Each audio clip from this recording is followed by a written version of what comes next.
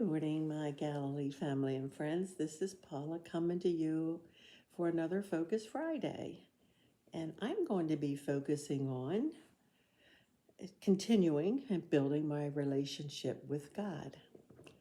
And I've been thinking about what I'm going to do because I've been doing 2 Bible studies for almost a year now, Monday nights with the ladies from Galilee and other friends, and then Thursday mornings at BSF Fellowship. Our Monday night has ended and probably won't get back up until probably September, and BSF ends next week. So it's like after doing this for about a year and then all of a sudden nothing, I'm thinking I have to find another study. I can't just, I do a devotion and I try to read the Bible as much as possible. But for me personally, it's not the same thing as having more of a ritual, a regimented schedule. That's just the type of person I am. And when I'm doing some type of study, I tend to delve into the Bible more. And so I'm going to do, because I have many books, I chose this one, Soul Spa. We actually went to a retreat with a few ladies from LWML in January and enjoyed it very much. And so it's 8 weeks and something every day.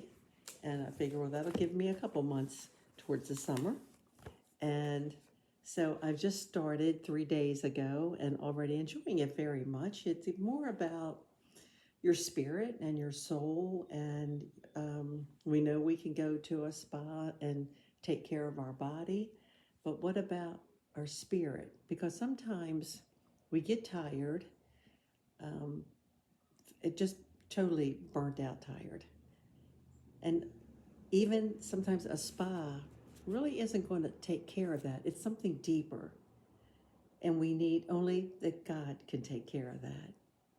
And it really does work because in that she says, he will transform your weary heart if you make time for him. And we've talked about this a lot in different Bible studies where he needs to be the priority. We have so many other things, but if we don't start with that, you're going to get busy and this, and then it's hard to sometime in the afternoon or whatever. It really basically has to start. Maybe it doesn't for you. Maybe you can do it in the evening or whatever. Me, that's how I have to start. Whether it means getting up earlier or whatever, that's when I have to do. And boy, does it set your day. And it just continues building my relationship. Because that's another thing we talked about. You're doing things, you're doing the servant things, you're doing what you should do as children of God. But how about your relationship with him? Are you really taking the time to be in the Word with him? And what it talks in this book and what I learned at the retreat and in our Monday night Bible study, that intentional reading, where you read it and you read it again and you read it again, it makes such a difference. And trust me, every time you read it, it's like, oh, whoa, something else will come out. And so, and even when you do your homework, a lot of the times it's fitting it in. I know I've done that so many times, and you get done and you're finished, you go, oh, done, my homework's done. That's not what it's about.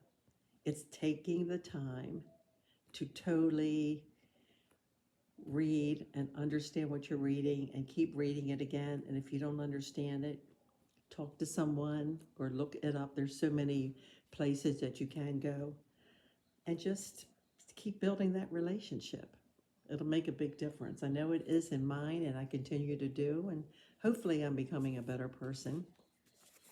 So anyway, as I've done this, it's just started out basically talking about obviously being in the Bible and how the discipline, we need the discipline and really keeping the faith, and it requires faith, and you have to have habits, the habits of to see God more clearly, respond to his love.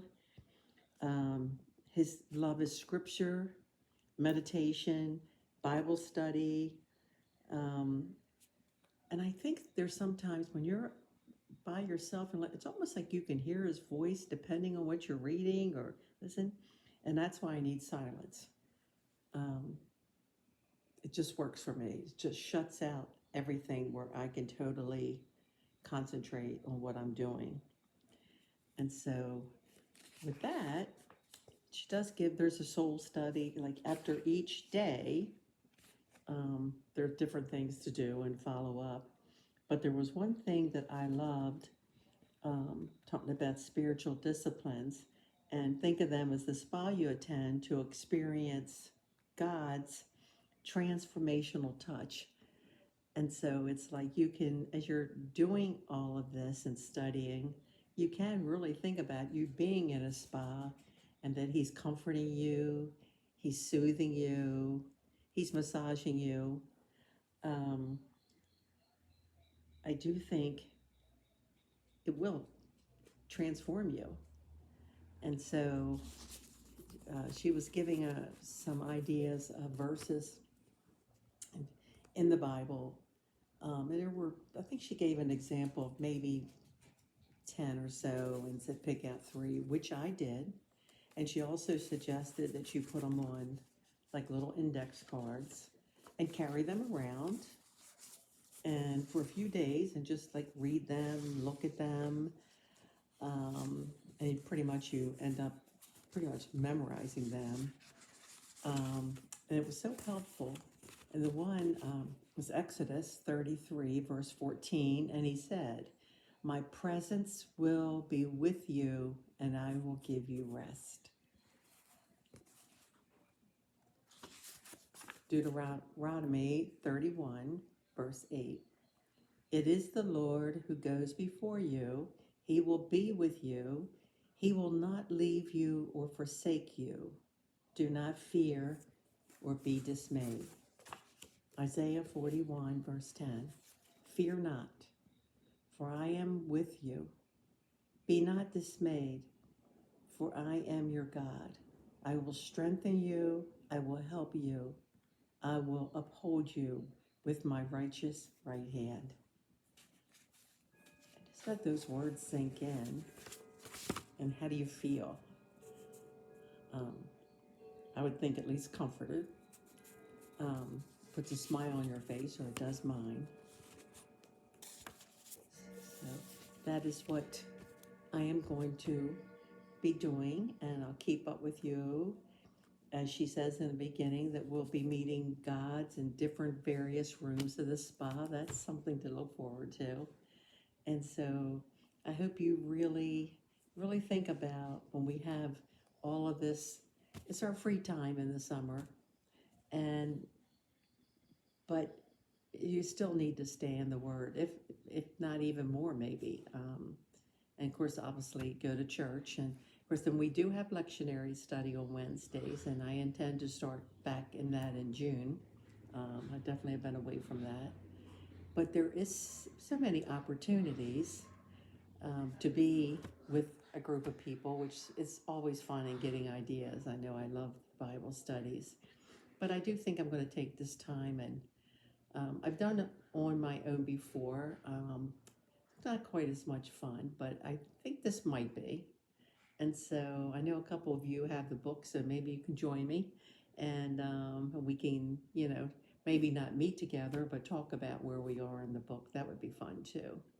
And so before I let you go, I have to say something. My sweet friend Amy, who we all know and love, gave me this bracelet. You can't read it, but it says look up. And it came with the verse. It's from Colossians 3, verse 2. When we lift our eyes to heaven, we remember all the blessings we've been given. We remember there's more than what we see. We remember him who's looking back at us. For the eyes are the windows to the soul, dear friend. So whenever you need to, look up. I always say that. I did not say it last time, but I won't do that again. And it is true. I said that time Pastor Matt said that. It's just stuck with me. And there's so many times I do look up, especially when I'm walking. Or if I do have a problem or just anything, but this just says it beautifully. So if you want to look up, it's Colossians 3, verse 2. And thank you so much, Amy. You're so dear. You know how much I love you. So in the meantime, until I'm back again, keep looking up. Bye.